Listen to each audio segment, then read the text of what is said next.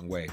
So our next topic is how to prepare for a security deposit small claims court. So we've actually, I've gone through this. I'm sure you have too. Gone through this a few times in our career, and when a tenant moves, we return the security deposit minus any deductions for damages or unpaid rent.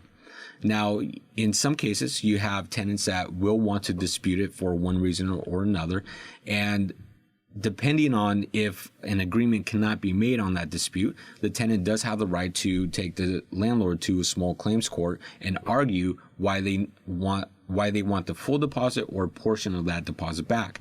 And so one thing we wanted to do here is kind of break down, well, how do you prepare for this from a landlord perspective?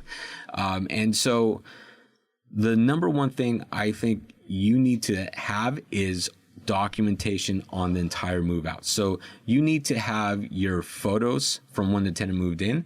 You need to have photos of when the tenant moved out. You need to have your move-in inspection from when the tenant moved in, and the move-in or move-out inspection done when the tenant moved out. Now, one of the things you also want to do is send out, and this is one thing that's commonly missed by so many people. When a tenant gives you notice to vacate, you are required by state law to provide notice to the tenant that they have a right to a pre-move-out inspection. And the pre-move-out inspection would give the tenant up to 2 weeks to for you to come through, inspect their unit, and anything that you would deduct off of the deposit, they then have 2 weeks to make those repairs and get it corrected prior to moving out. Now, it's still not a guarantee that they'll get the entire deposit back when they move out, because then there's the final inspection done afterwards.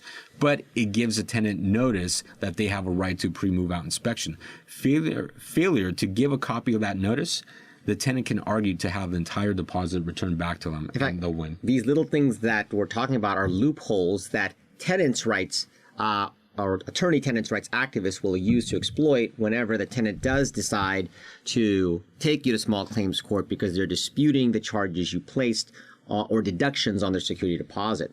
And depending upon the city you're in, it's going to be very important, because sometimes when you're up against a tenant who's got free representation in areas where they have very heavy rent control, then it might almost be worth it a lot of times to simply settle. In fact, a lot of times that's what you have to go through, right, Mark? They make you go to the mediation room, correct, especially if the tenant is threatening to go to a jury trial. So I'm not sure if they're still letting you go to jury trial and the landlord has to pay it, or. Yeah, I mean, in small claims court, it's up to $10,000, and typically a judge is going to review the case and make a decision. However, one thing that you also have to weigh into the whole situation is, well, how friendly are the judges going to be to the tenants, and then how much are they going to scrutinize your documents? So if your documents are not properly in order, then the judge or even the mediator could scrutinize your documents, and that's where you may want to consider a settlement. Right. Try to meet halfway or something. In fact, it's getting so technical now to the point where you want to know which judge you're up against, because you got to remember these judges all have different personalities. So some of them are going to be very pro-tenant.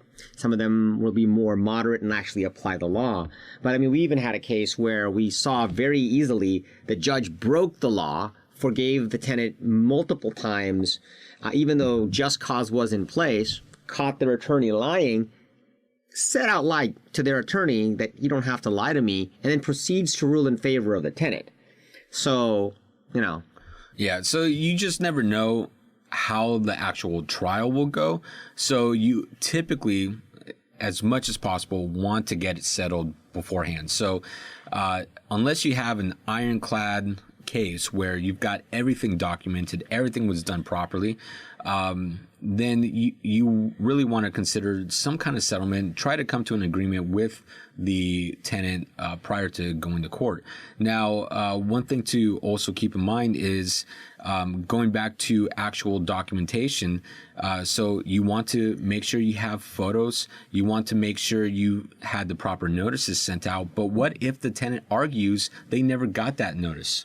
That happens a lot. So in order to protect yourself, you want to make sure you have documentation that the proper deposit return, and even the check that was sent to him was put in the mail and sent out.